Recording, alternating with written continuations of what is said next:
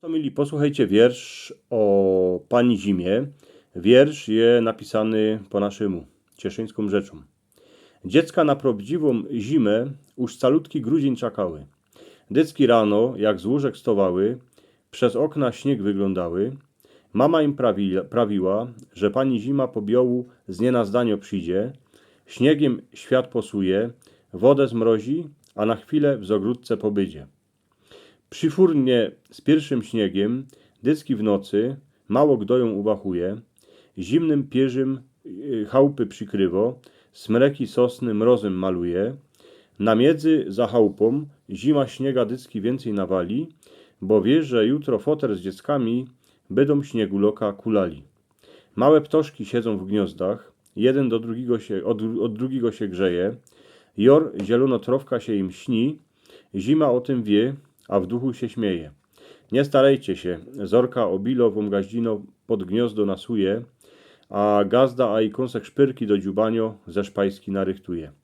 Smreki a sosny się zimie nisko ku ziemi pokłoniły, chnet się białym śniegiem, jak szumną jaklą przystroiły, muszą być paradne, z chłopcami z dziedziny pospołu kolędować, a każdemu, kto kole nich przyjdzie, na nowy rok powinszować. Gazdowi jakosik rano zima zabyło, pod blachą zahajcową, furt w izbie było surowo, choć drzewa do pieca dokłodą, chrube fusekle se oblyk, sweter z łowczej wełny sztrykowany, baranice, skórkowe rękawice, a kabot stary filcowany.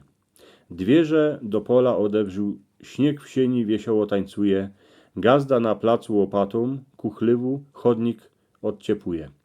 Dziecka się już też pobudziły, na pole wartko wyleciały, kulkami się obciepały, potem we śniegu się całe wykoltały.